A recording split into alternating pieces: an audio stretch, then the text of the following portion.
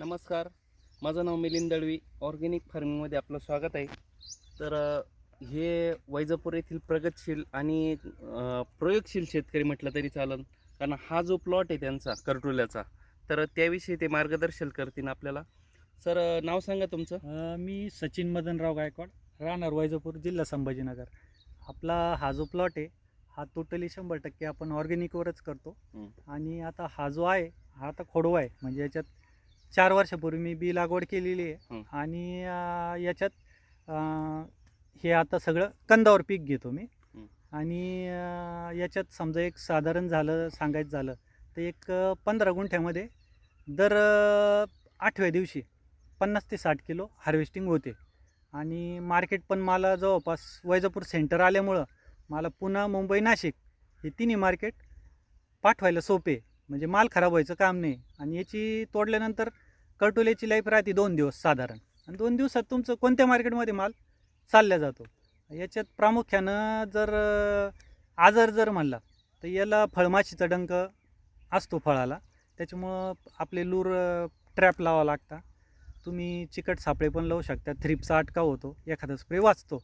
आणि मेन म्हणजे याच्यामध्ये जसं तुम्ही कारल्याला स्प्रे काढता, पिवळं घुलं येतं आहे, पानाची चाळणी करता, त्याच्यासाठी एखादा अर्धा जर तुम्ही केमिकलचा स्प्रे काढला तरी पण चालतं. आणि शेतकऱ्याच्या दृष्टीनं तुम्ही एक हलक्या हाती शेवटपर्यंत, म्हणजे एक 3.5 महिन्याचा सीझन असतो याचा, एक हलक्या हाती साधारण 15 गुंठ्यामध्ये तुमचे आरामशीर 1 ते 1.5 लाख रुपये तुमचं शेतकऱ्याचं निव्वळ नफा असतो.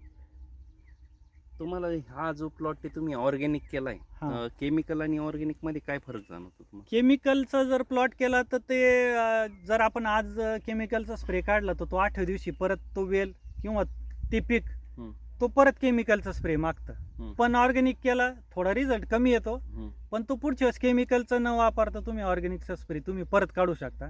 म्हणजे त्याच्यात थोडक्यात आपली एक ह्युमिनिटी पॉवर वाढून जाते पिकाची, वेलाची.